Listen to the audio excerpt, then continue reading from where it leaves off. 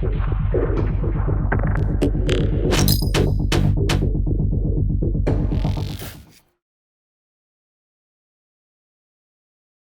друзья, уважаемые коллеги, в ближайшие 15 минут я постараюсь вам рассказать историю и наметить некоторые перспективы развития региона, который имеет поистине планетарное значение, имеет колоссальное значение в истории человечества, региона Большого Средиземноморья. Именно этой теме посвящен наш открытый видеокурс, который мы предлагаем вашему вниманию, в рамках которого далее прочтут лекции мои коллеги, историки, археологи, политологи-международники, регионоведы, то есть люди, которые глубоко знают этот регион, важнейший, как я сказал, регион для планеты Земля, колыбель цивилизации, регион Большого Средиземноморья. Но я хотел бы начать с вопроса, который касается, наверное, и моей лекции, и всего курса, его замысла. Это, конечно же, вопрос, а зачем нам нужно изучать регион Большого Средиземноморья, как нам знания о регионе пригодятся и в учебе, и в дальнейшей жизни. И я хотел бы об этом для начала сказать несколько слов.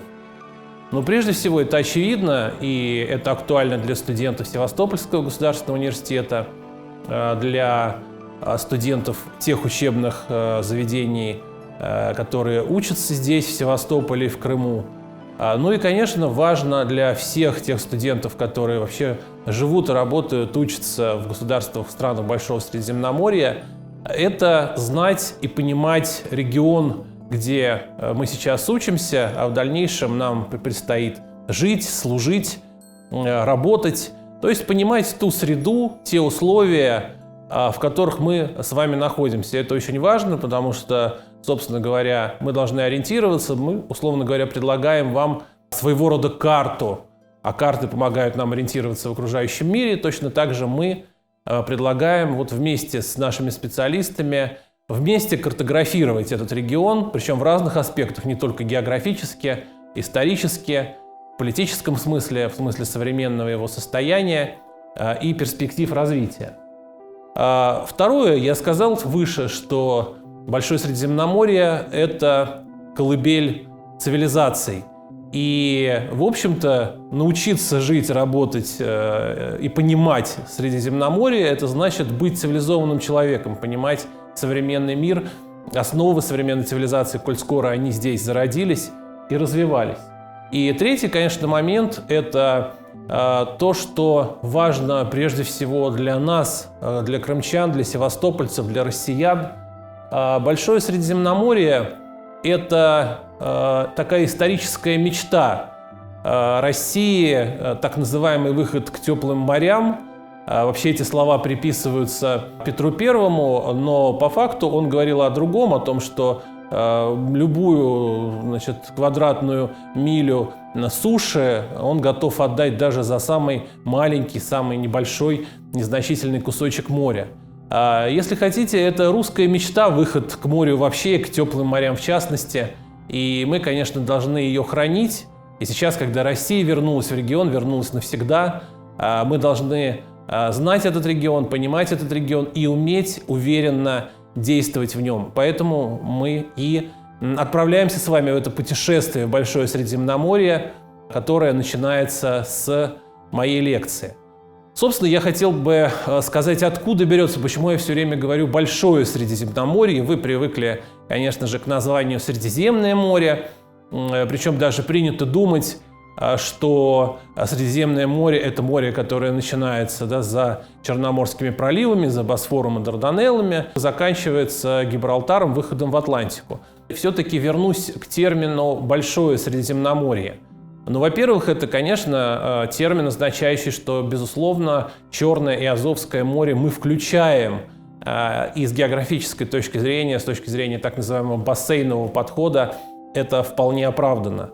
Но и, конечно, Большое Средиземноморье – это понятие, которое включает в себя множество, прежде всего, исторических смыслов, но и геополитических, культурных, цивилизационных.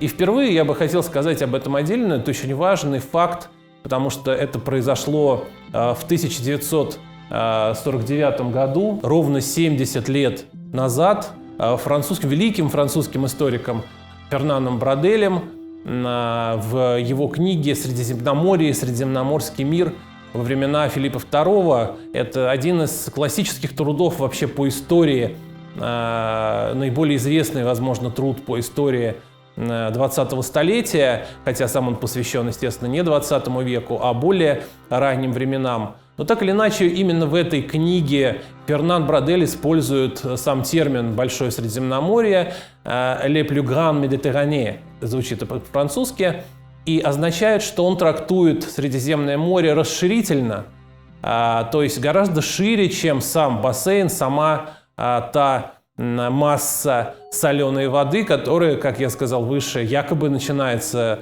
от Гибралтара и заканчивается в Босфоре. Это видение или даже другие географически ограниченные видения, что, например, другие варианты, что Средиземноморье – это территория, где произрастают, допустим, пальмы и оливки, Брадель вместо этого понимания, достаточно узкогеографического, такого экоцентричного, предлагает понимать Средиземноморье как определенное историческое пространство и вообще, на самом деле, наиболее удачная метафора Фернана Браделя, что Большое Средиземноморье можно уподобить источнику света или полю физическому, которое, с одной стороны, притягивает к себе, с другой стороны, распространяет определенные волны, свечения и таким образом притягивает к себе народы. Вот я сказал, допустим, только что о мечте, о русской мечте выхода к теплым морям.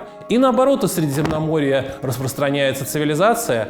Для того, чтобы у России в свое время возникла эта мечта выхода к русским морям, она тоже не сугубо натуралистичная, она не связана с тем, как говорят, там, помыть сапоги в Индийском океане или погреться на солнышке, она связана с культурным стремлением к Средиземноморью как источнику цивилизации. И если бы в свое время русская цивилизация не приобщилась к византийской культуре, к греческому миру, к другим средиземноморским великим культурам, то, наверное, не было этого стремления. Вот как это работает. Сначала Средиземноморье распространяет свой цивилизационный свет, а потом дети Средиземноморья, родившиеся в этой колыбели цивилизации, стремятся на свою историческую родину. Опять же, может показаться странным, да, что я называю исторической родиной, да, получается контекст, называю исторической родиной России, нашего Отечества Средиземноморья. Но ведь это действительно отчасти оправдано, потому что, например, Михаил Васильевич Ломоносов, первый историк, написавший систематическую версию истории государства российского, вернее, истории России до Рюриков, считал, что именно скифы и другие средиземноморские народы являются прародителями славян и русской цивилизации как таковой. Но, тем не менее, вот эта трактовка, расширительная трактовка Средиземноморья лежит в основе нашего понимания, что в различные периоды истории, в различные эпохи Средиземноморье приобретало все новые и новые очертания, к его берегам выходили все новые и новые страны, народы и культуры, и сами они занимали территории, границы их распространялись далеко за пределы Большого Средиземноморья. И все эти пересекающиеся конфигурации и объединяют этот регион, и лишь в их взаимном наложении, взаимном последовательном прочтении можно обнаружить, что же такое Большое Средиземноморье.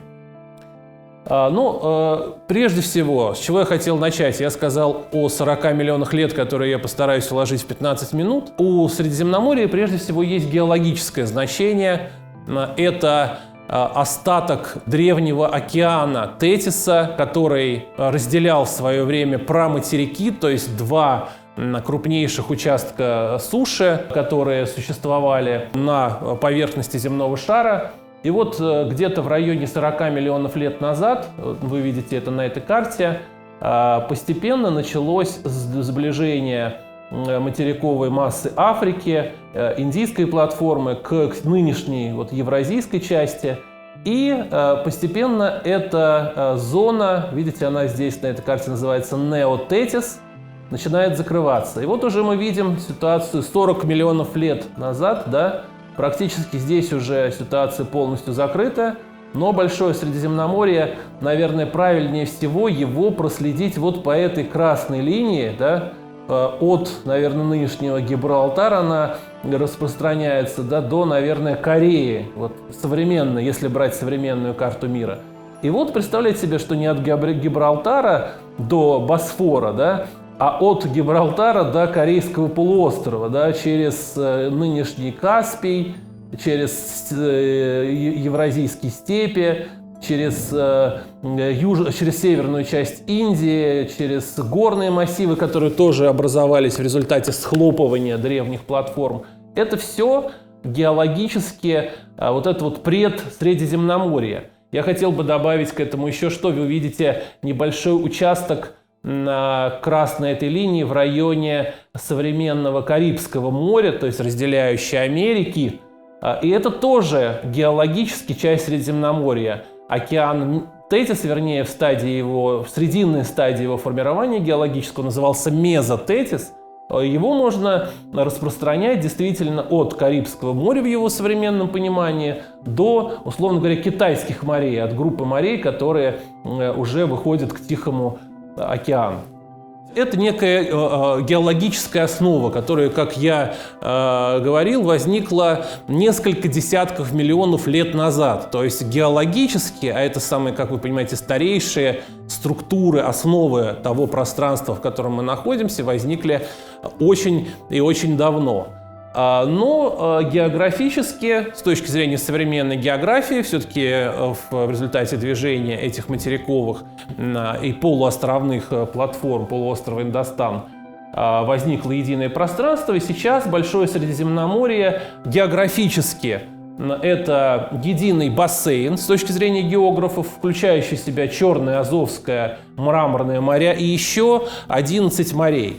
То есть мы говорим о том, что даже с точки зрения современной географии Каспий, да, стал, с одной стороны, изолированным морем, и другие водоемы, которые вот на той красной линии, показанной выше, возникали, а это от Каспия до Байкала, это все остатки Мезотетиса.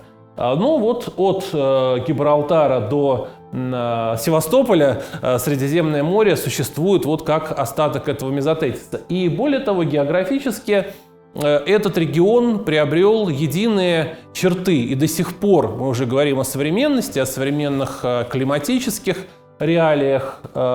Мы видим, что очень много общего есть у этих регионов. Вот вы видите официальное, так сказать, принятое в науке, как мы говорим, конвенциональное, то есть результат конвенции договора ученых, что считать Средиземным морем, межматериковое море Атлантического океана между Европой, Африкой и Азией. В бассейн включается Мраморное, Черное, Азовское море. Обратите на это внимание, очень распространены, особенно в зарубежной географии, трактовки, что Черное и Азовское моря к Средиземному морю не относятся. И в современности, спустя 40 миллионов лет, это достаточно унифицированное, единое по очень многим существенным характеристикам пространство, средиземноморское пространство, которое с точки зрения экологической, с точки зрения условий нашего обитания, условий окружающего нас мира, флоры, фауны, природы, климата,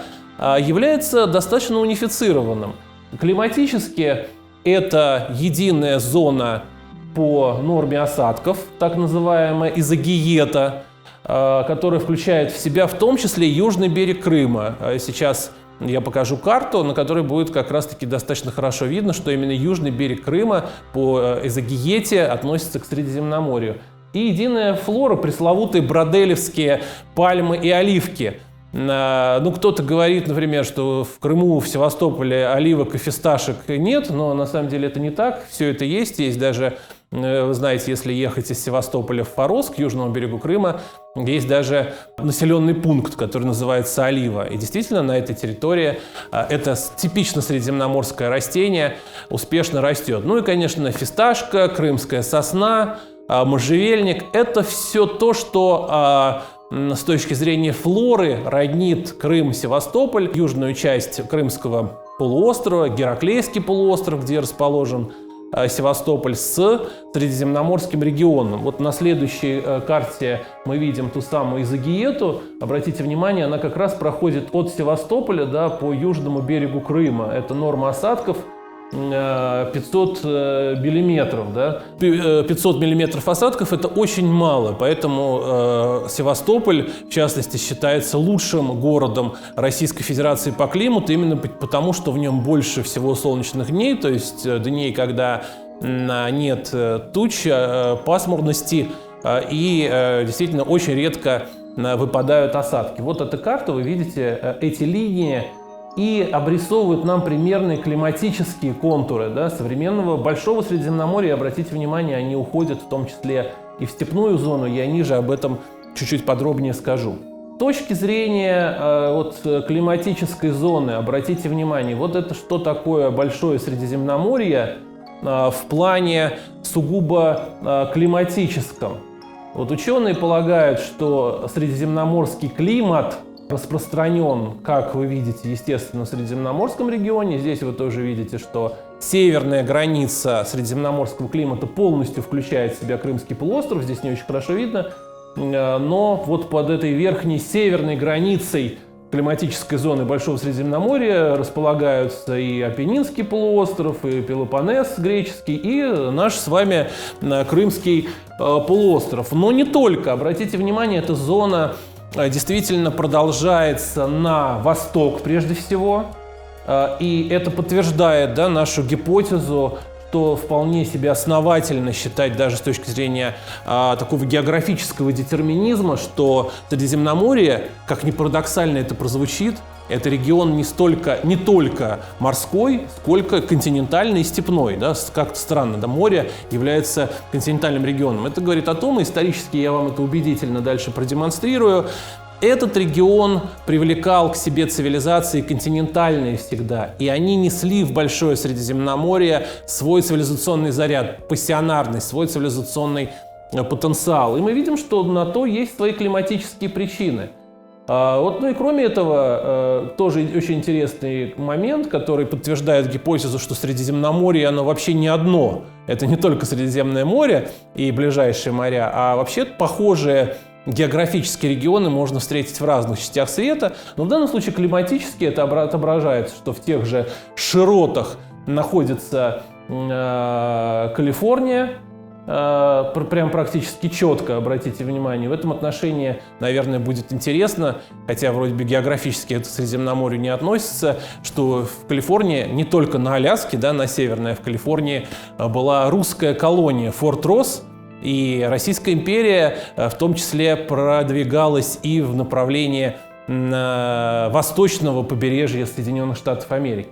Ну и совсем уже удаленная от нас географически, приближающаяся к Антарктике, которая, кстати, открыта замечательным губернатором Севастополя Лазаревым, и мы будем в следующем году отмечать 200-летие этого события, к Антарктике приближаются тоже климатически похожие к южному полюсу нашей планеты регионы. Видите, Чили, Южная Африка, Южная Австралия – это южные границы климатического Средиземноморья, если мы можем себе позволить такую метафору.